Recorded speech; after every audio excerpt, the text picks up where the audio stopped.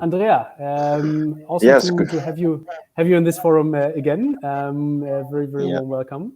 Thank you, Um, thank you, thank you, Christian. do you maybe also want to give a few words about yourself, and then we'll jump straight into the Yes, midst of it. sure. First of all, thanks to everyone for giving me the opportunity to attend this event. It's always, the biggest pleasure to be, updated over the latest market news in this industry, and also to share ideas with colleagues.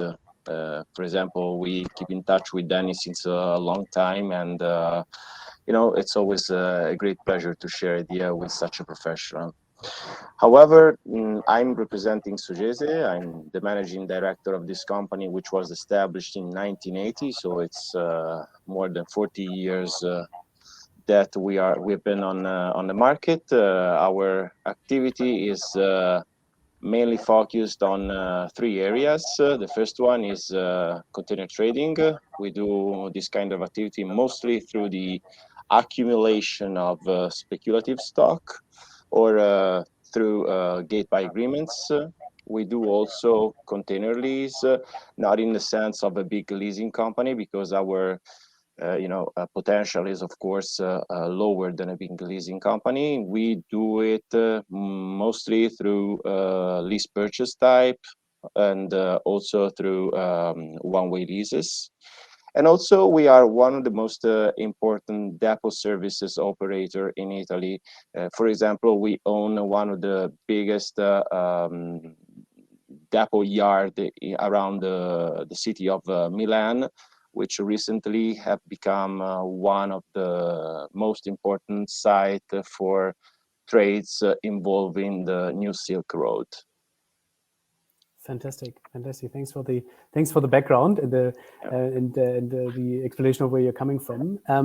Maybe if you look at 2022 specifically, what are there any highlights or lowlights that you can share specifically with regards to what you see in the market or how your business was impacted? Yeah, it's well, actually, the time that we spent with Danny before was pretty much what I was going to say, because we, feel the same facts on the market. What can I say? 2022 started in a very good way. I would say that it showed very good premises of the same excellent basis of 2021, when the market, proved to be very hot business-wise. And the first quarter of 2022, as far as it concerned the business, was growing, as you can see from the first slide. Here we increased our fleet by a lot, and also the magnitude of containers traded has increased, consistently. And the only, black point that I shall highlight is regards the containers on the ground, because after the first quarter of 2022, the container industry started to show the first signs of weakness. And even though the container prices are still at the top level historically, we noticed some slowdowns in container trading, and also in container leasing, as far as it was concerned to the one-way lease. And some other points that I wanted to highlight were the fact that most of the one-way lease were concentrated on the trade from China to North Europe, and from China to Eastern Europe, and from China to North America. Well, in this trade, we suffered some congestions in depots, and some of the depots actually turned us down during the cooperation. So we had to find some backups. And in these situations where everyone else was substantially, suffering the same, we had a hard time in, looking for other options. So the lack of storage space was an event that really hit us hard. Also, we must consider the fact that most of the depot owners started to speculate on depot rates. So also the storage fees went sky high. And of course, when you are in a hurry and you need to rush for sale, you have to give up to part or maybe all of your margins of your profits. And if you don't have any options, either regarding the place where to store your containers or the party to sell the containers to, you have to lower the sale price, even if previously agreed at another level, and with the purpose of to accomplish the sale as soon as possible. And how, jumping into that, because that was also the question from Roger just before. Sort of, we already had or are currently facing these congestion topics in the depots. What's your view on the future here? Will this get better or worse? And if it gets worse, how do you plan on managing this issue? Yeah, it's. I think that right now some of the location that I'm not talking about North Europe, because North Europe is still congested and we still have a lot of hard time in managing the relationship between us, our stock, and the depot activity. We noticed that the United States is now, they now have some space available. So we're trying to concentrate our one-ways and our sales over to the United States and in South Europe, Mediterranean countries. On top of this, we built up another team in our company, which is tremendously focused on, looking for new storage spaces. And I think that the future will be still a challenge on major trades: China, North America, China, North Europe, and China, Eastern Europe. But if you work hard and if you work well on your purchase price, I think that a good solution would to, trying to sell these containers on gate buy agreements without, any concern regarding the storage space. Yeah, I guess this is everybody's dream, right? Trading without the container hitting the depot. It's not always possible. It's not always possible. But if you work hard on the purchase price, if you work hard on the one-way conditions, if you work hard on your suppliers, the chances that you're gonna be successful are even higher. Yeah, makes sense. And you mentioned sort of your depot being almost one of the endpoints of the new Silk Road. What impact do you now feel sort of due to the Russia-Ukraine situation and a decrease in volume on rail, specifically on the northern? Yeah, can you please switch to the next slide? With pleasure. Yeah, well, the war in Ukraine had some concerns in our activity, but I think that we shall look at the war in Ukraine as one of the fact that's really, affecting the disruption of the logistics chain, along with, Shanghai lockdowns. That's actually compressing the Chinese economies and causing delays all over the world. And also a big part of the slowdown is, linked to the high level inflation that we've been suffering. That's contributing to a compression of the consumption.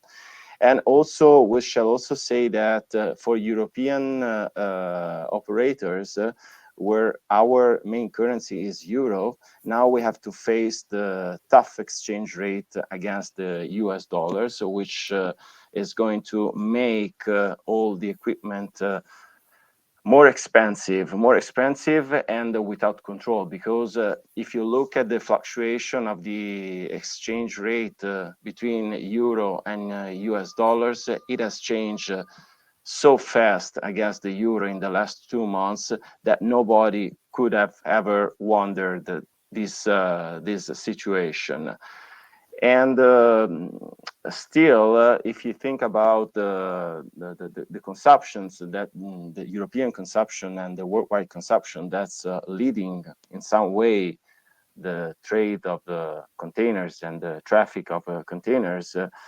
In many cases, this is something that's been imported from country leading the supply of energy and raw materials. So this is another, factor that's quite hard to manage in the short term. And despite this, let's say that the business impacts over our business can be recalled in a longer time of containers on idle, in longer delivery times, also on the main trades, and in delay in the collections of containers by the lessee or the users, and arguments regarding the storage costs.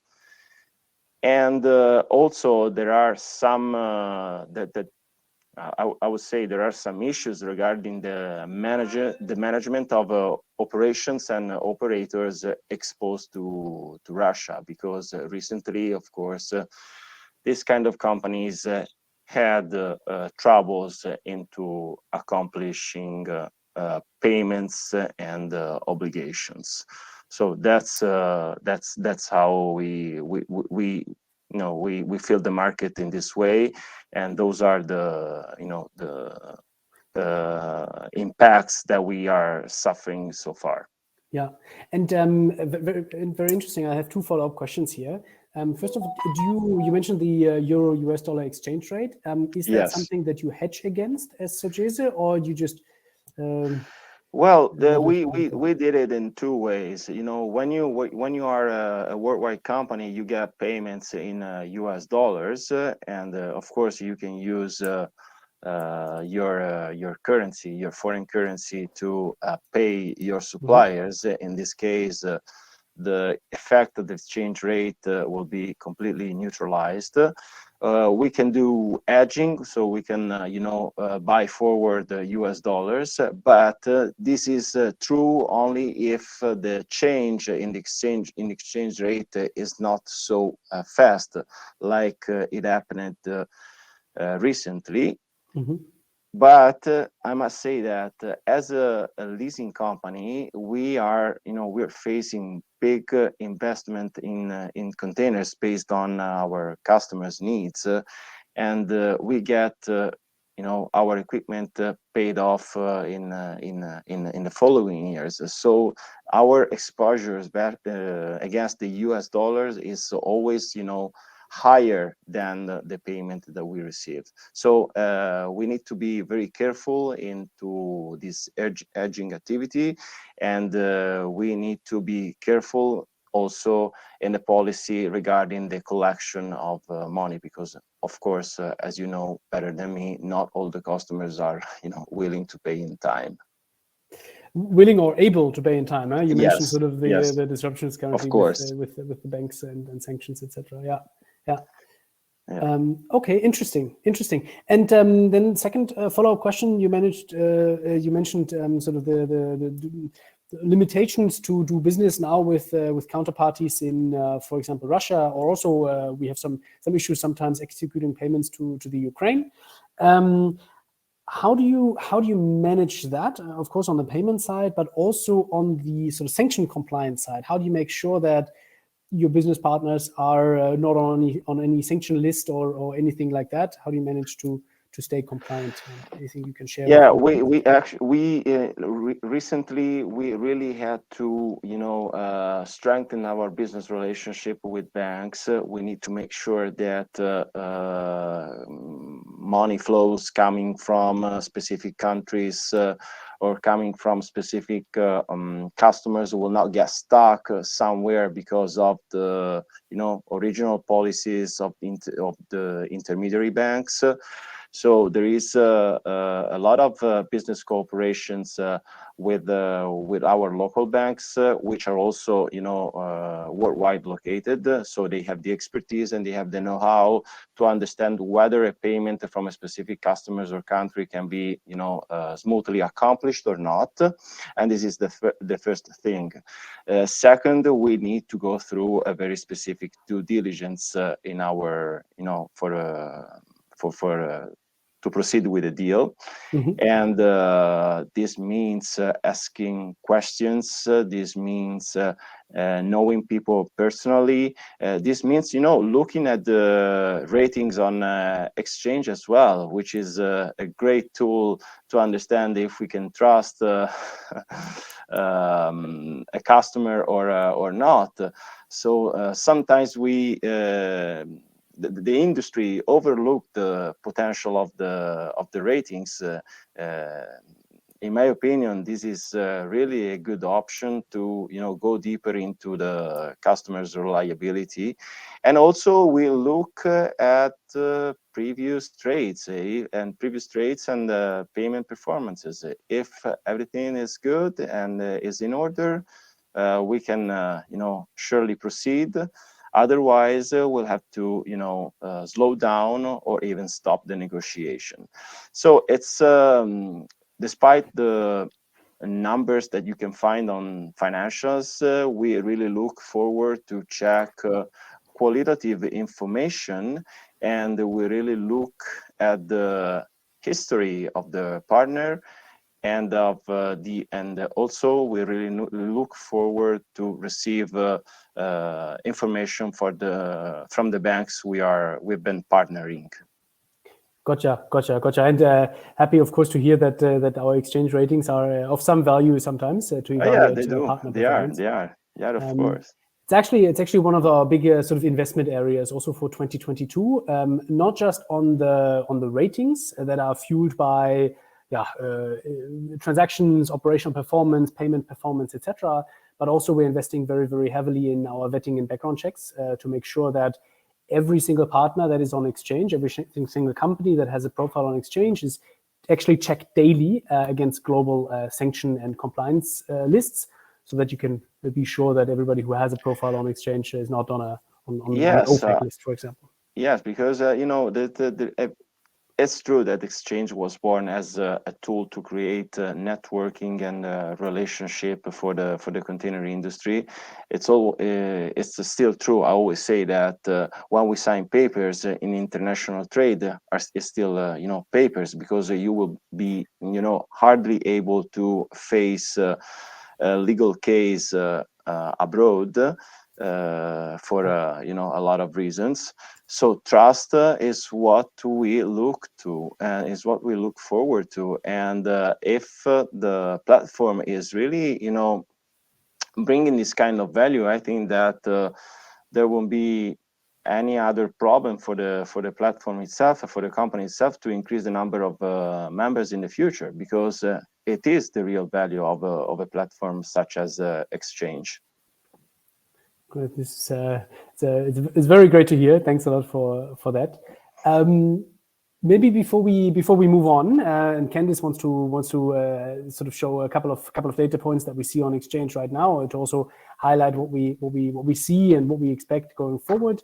Are there any final words from you, Andrea, with regards to what you expect sort of in the I guess mid to long term in terms of prices, availabilities? Yeah, let's say that right now we are kind of, we find ourselves, let's say, in a situation similar, if not equal, to the one that we experienced during the COVID-19. I mean, China is still in a lockdown, and I think that in the short term, this is going to warm up the container prices again, either for the new ones and for the used equipment. And we do notice it lately, because our last quotation from that we received from factories are around 5% higher than 15 or 20 days ago. So maybe in the short term, the lack of support from China will cause a little increase in the container prices. But I think that in the long term, if we look at the statistics of the worldwide GDP, and if we look at the fact that the market will stabilize a little bit, also in accordance to the new vessels that are going to be built in the next year, I think that in the long run, let's say in 3 to 5 years, the container prices will stabilize over the average values, the average historical values. Okay, very interesting. So you don't expect a market correction with a significant decrease in prices? Yeah, right. Okay, cool. Very interesting. Thanks a lot for that. Thank you.